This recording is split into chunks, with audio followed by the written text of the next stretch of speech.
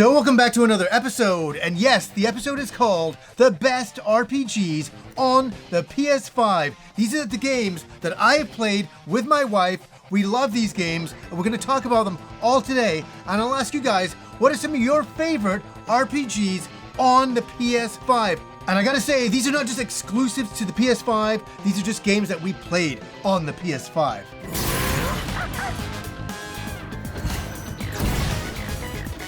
And we're going to start off with a really great one, Dragon Quest III, the high definition 2D remake. Yes, a remake of the old classic Dragon Quest III, and they did a great job taking that original game and making it in this high definition 2D remake, bringing back all the old classical music, all of the great gameplay. It's all there, but it's so enhanced, and they did such a great job with the graphics and the gameplay.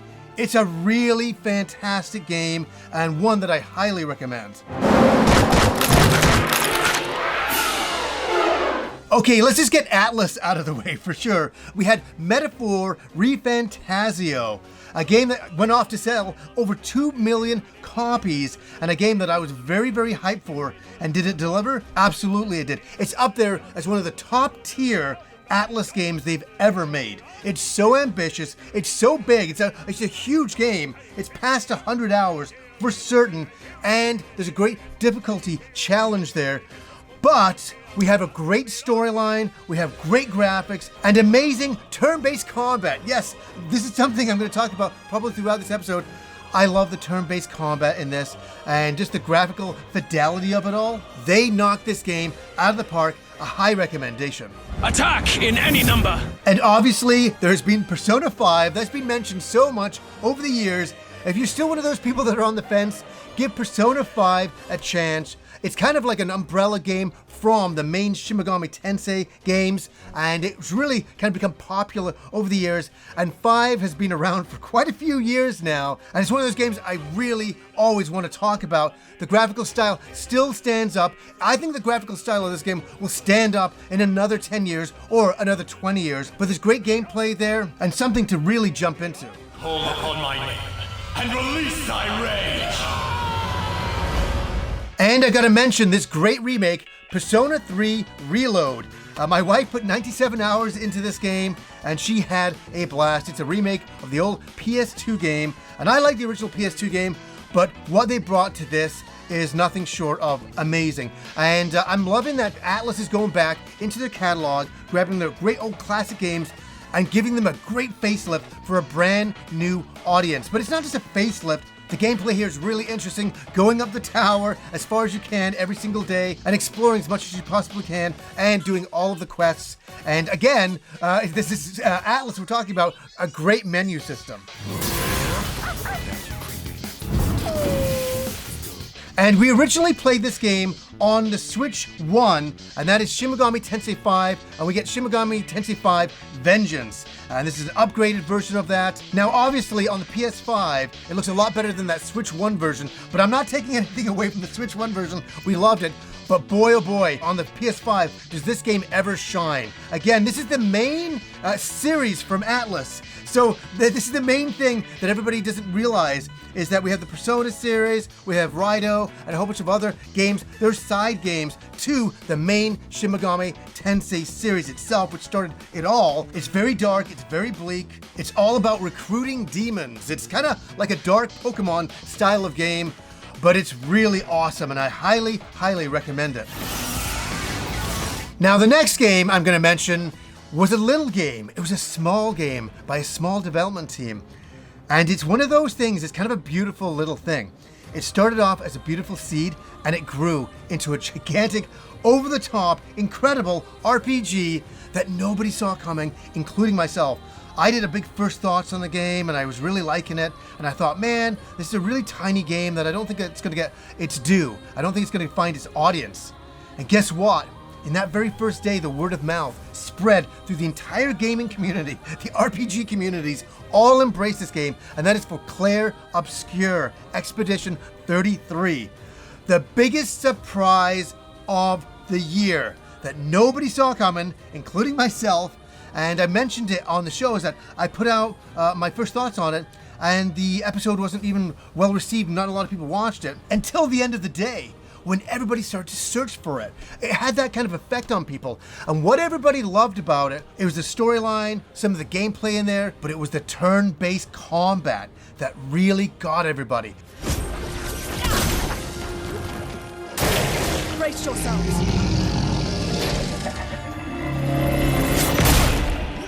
Just like Metaphori Fantasio, you can do turn-based combat in the year 2025 when I'm making this video. A lot of other companies have kind of moved away from the turn-based combat, thinking it kind of alienates a lot of the audience. No, it doesn't. RPG fans, we love our turn-based, and that's not taking anything away from Clair Obscur. It's not just the turn-based combat, it's the music, it's the atmosphere, and I think everybody's rallying behind this game because it has a small development team with a lot of heart. And I will mention another game, Cyberpunk 2077, a game that for me, when it launched, was a disaster. Was an epic disaster. And I couldn't believe it. They even pulled the game from the store shelves at that point because it was so broken. And they shouldn't have ever launched it that way. I think they've had a big learning lesson about that. But over time, they fixed the game and it got a lot better, and I'm just mentioning it for that fact. And it just came onto the Switch 2 as well. The entire game is on there on the keycard, and it has been very well received. And of course, we always have to mention Skyrim. There's always a brand new version, remastered version of Skyrim. I'm just mentioning it because if I didn't, somebody would say, "Where's Skyrim?" And I'm like, we all know about Skyrim. I don't think anybody could go through the land of RPGs and not have heard of Skyrim to this point, but I did have to mention it. But what we will mention is the remake of Oblivion. And I loved Oblivion. I played that game so much, and they created a brand new remaster of it. I played it originally on the Xbox 360. It was kind of a launch game, and I bought my 360 for that game. And did it satisfy? Totally. I finished the game within a week, and I loved every second of it. And so I'm waiting right now for a physical copy for the remaster. I'm definitely jumping in when a physical copy comes along. Okay, it's the Square Enix pile here that we have to get through. And the first game is Final Fantasy VII, the remake. And I have something to say here is that I liked the game, but I felt it held my hand too much. And I just wanted to go off and explore, and it kind of said, no, you can't kind of do that. And that was kind of frustrating. Also, it was interesting that they kind of went away from turn-based. Yes, you can kind of play turn-based the same kind of way, but it is different. But I still really embraced it. But then they released Integrate, the next kind of installment in this game. And I loved it. It's a short little game, but there's so much heart in it. And it's so fun. And I just had a blast with it. In fact, I really would like to go and play it again because it was so good. And so I do love Final Fantasy VII Remake. I love the original game so much. How many of us do, right? So to see them do this treatment to it for it was great. And that led us into the real success for me, which is Final Fantasy VII Rebirth. This game finally did something that I was hoping for with the first game. They take the leashes off and they let you go off into the world and explore. And yes, there's a lot of mini games in there. I like the mini games. I have no problem with that. And I just love running around the world and kind of finding things the way I want to find them out. And that's what I liked. And that felt more like an RPG in the sense that I had a lot of freedom. And I highly recommend Final Fantasy VII Rebirth, but I recommend playing the first part as well. You have to kind of get to this part. And I really got to say that they nailed this game. They nailed the emotion of it. They nailed the characters. And I loved how they took all the characters and all the moments from Final Fantasy VII, the original on PS1, and they just kind of gave you more insight into the characters and environments. And this game is a big win-win for me. I'm waiting, Cloud. Now, this game came out a few years ago, and it came out later in the year, in December-ish time, and they sent me a review code, and I was like, oh my god. I was so exhausted from the year of so many big games, and I'm like, I don't know how I'm going to do Crisis Core Final Fantasy VII Reunion. How am I going to do this? And I did a first thoughts on it. Please watch it. I did a funny opening, and it was kind of like, kind of mocking how I was feeling at the time. Let me say something. I start to play this game.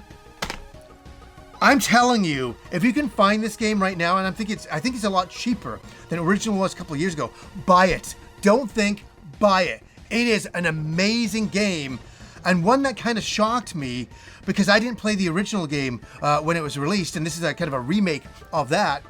And I just started to play it. I did my first thoughts on it, and before I knew it, I'd finished the game, and I was like, this game is great. I love the characters, the storyline, the combat was really entertaining, and it just kind of gave me kind of another view of the world of Final Fantasy VII. And yes, it was the end of the year. Yes, I was exhausted, but this game woke me up. And I'll never forget it. I always look at Crisis Core now and go, me and you, I like this game. I like this game. You know, me and this game are together, and I highly recommend this game. Okay, here's an unusual one. Yes, I'm saying that of a mainline Final Fantasy game, and that is for Final Fantasy 16 here. I finished this game within a week for the review embargo, and it was a crazy one, and I overall, I really like this game, but it's strange, and I figured it out over time. I still recommend this game, but it takes itself so seriously, and it doesn't have enough humor, and I think that's the thing of it. I think they made this game during the height of Game of Thrones, and they're like, we need to make something like that. And so they did this big political, intense, kingdom versus kingdom, political drama. And it's fascinating. The graphics are amazing. It's all that. But it's very, very serious. And it's also a bit of a rinse and repeat. I said that in my review of the game, is that you really are kind of repeating the same things over and over. And you do that in a lot of RPGs. But for anybody who's played this game, I think you understand. And I'm not going to go all through that aspect right now. I did a whole review on it. It's one of these games that's a bit unusual. It has the Devil May Cry combat, which is a lot of fun. But again, thinking back to Clair Obscur and Metaphor ReFantazio, they were showing that you can still do turn-based combat, and I would have loved turn-based combat again for Final Fantasy, but yet they kind of shied away from it, and we don't seem to have that nowadays. And I think that's something else that could have really boosted this game up. This game, it really kind of had a lukewarm response from the fan audience. A lot of people really liked it, and a lot of people were like, yeah, it's good. It's not great, but it's good. What did you guys think of Final Fantasy 16? Let me know down below. Now, the next game I'm going to mention is a game that my wife finished, and she loved it, and that is for Star Ocean, the second story, R, right here. And I had the original PS1 game, and I enjoyed it to a certain extent, but I sat down on the couch and hung out with my wife the entire way through this game, and they did a really good job of remaking this game. And so, yes, it's part of the Star Ocean series. It kind of has a little bit of Star Trek-esqueness going on there, and going to a brand new alien planet and exploring the inhabitants and the alien creatures on there. It's sci-fi. It's sci-fi fantasy. And this game is really good. I'm just going to say that. My wife was pulling her hair out at the last dungeon, but overall, she really had a great time with it. The combat's really a lot of fun. So it really captures what they originally did in the original game. They really bring all that out, but push it into a brand new kind of like 2D, 3D look that really blows you away. Graphics fantastic, music is fantastic. Highly recommended RPG. Now here's a game I played a little bit of. I played the original Romancing Saga 2 on the Super Famicom, and they did a full remake of it here. And what can I say with this? I played this for a limited time, and it's one of those games. It was like near the end of the year when it came out, and I was like, I played it, I talked about it a bit, and I've still, to this day, say to myself, I need to get back to this game. A great roster of characters, great combat, a really cool storyline, harkening back to the Super Famicom. It was really neat that they went back to that game.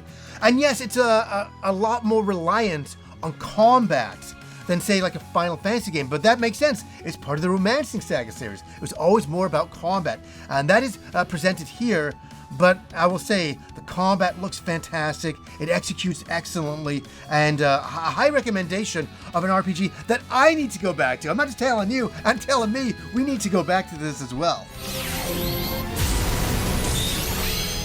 Next up, originally from Mistwalker and Sakaguchi, Fantasian Neo Dimension.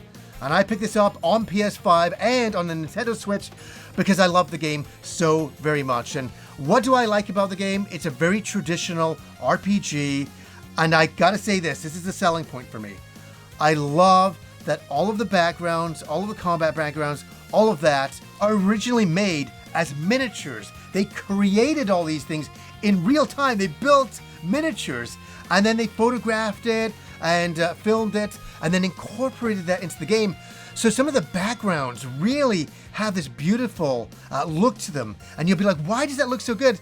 It's because it was a real thing that they made in reality. And I love that attention to detail. And I really enjoy this game. Yes, the criticisms with this game is that you're cruising along in the game to about the halfway mark, and then the difficulty ramps up. And it does, and I think it's a little bit intense at times, but the more that you learn the game, the more that you level up, you should be able to get ahead of that.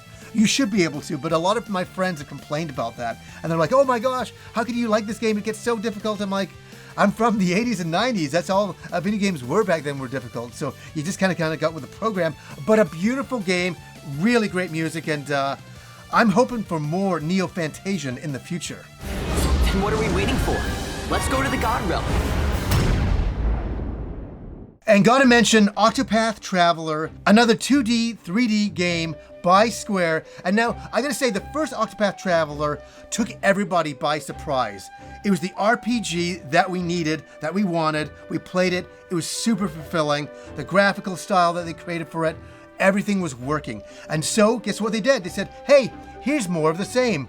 Where it wasn't. They really spent a lot more time on the writing, and the writing and characters in this game are a lot more fleshed out, and a really great game, harkening back to the first game. The combat's a lot like the first game, but the upgrades with the characters and the writing is what sell this game apart from the first game. But a wonderful game and a high recommendation to RPG fans if you haven't played it. Yes, I should be mentioning the E-series. I kind of stayed away from that because it's kind of like action RPG.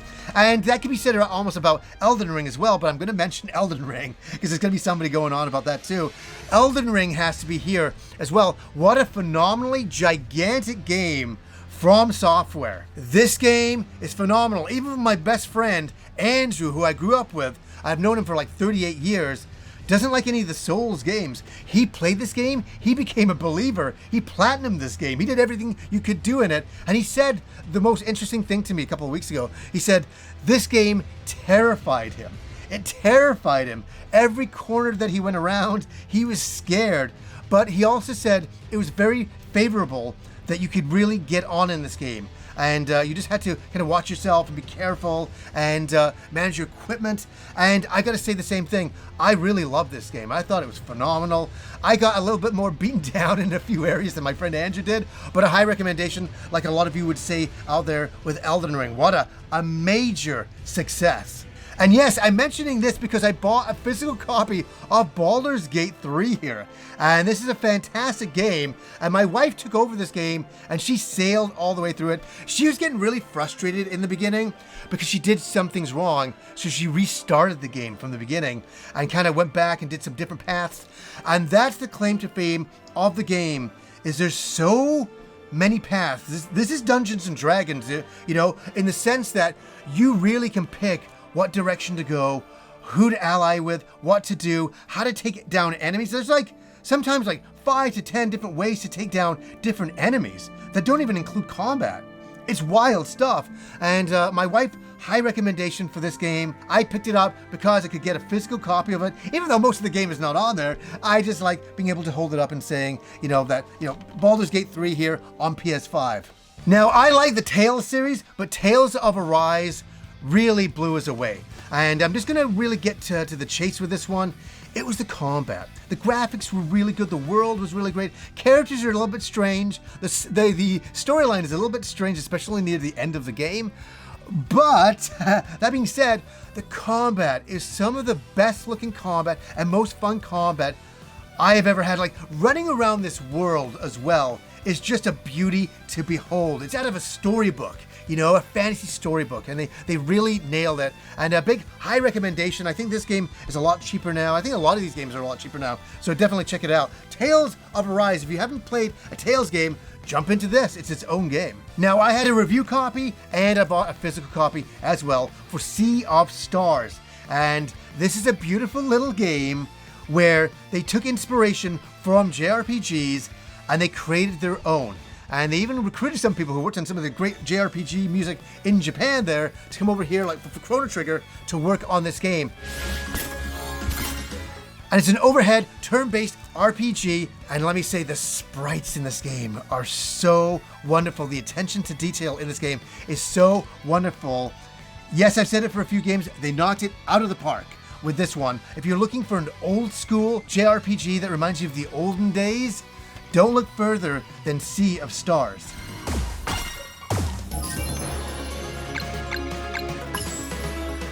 And I want to mention this one once again because I've really enjoyed this game this year, and that's Like a Dragon Pirate Yakuza in Hawaii.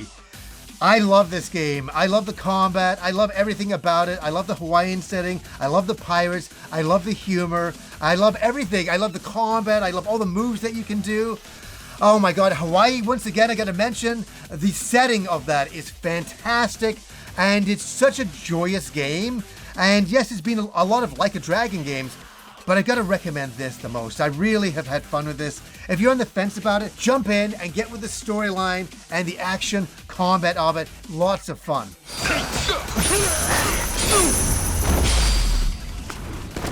And this game came out, and it's a bit of an underground hit, and that's for Grand Blue Fantasy Relink.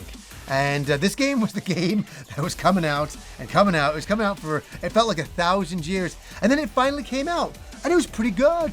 And a lot of people kind of like passed on it. Some people panned on it.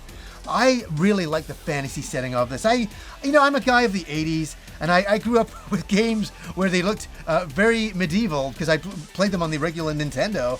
So for me, maybe I'm kind of easily impressed, but running around this world was really beautiful. The cast of characters and the storyline and the beautiful look to it all was awesome. I love the combat here, and I want to go back to it again. I mean, this is a great game. And a lot of fun that I think a lot of people passed up on. If you passed up on it, give it a second shot. Look into it for sure. And that's for Grand Blue Fantasy Relink. Okay, there's some people crossing off their checklist going, he hasn't mentioned this game yet. He hasn't mentioned that. I'm sorry, I won't be able to mention everything. I know. But I will mention, this is my wife's favorite game of all time. I bought it for her for Mother's Day a bunch of years back. And she was a big Harry Potter fan. I'm not particularly. And that's for Hogwarts Legacy. She fell in love with this game. She loved how they took everything that she liked in Harry Potter and were able to incorporate that into a world setting.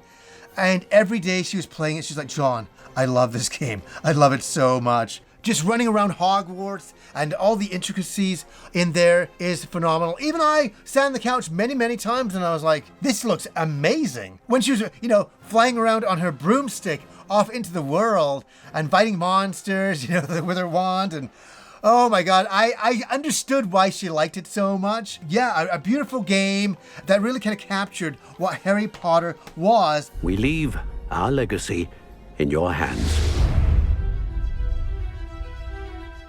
I've gone through a lot of games. Those are all off the top of my head, basically, to talk about today because I played all of these games. That's what I mentioned. I played all of these games. Me and my wife have played them all together, and we really loved them. We really enjoyed these games, and we just wanted to mention them here today. What are some games that I missed, or what are some games that you think are the best PS5 RPGs on the system? And I'm sure I obviously missed a couple of really big bangers that I'll be going, why did I miss that game? Darn it. But we can't always get things completely perfect, but we aspire to, for sure. And it's only about enjoying these games. And that's what it's all about for me. So anyways, guys, until next time.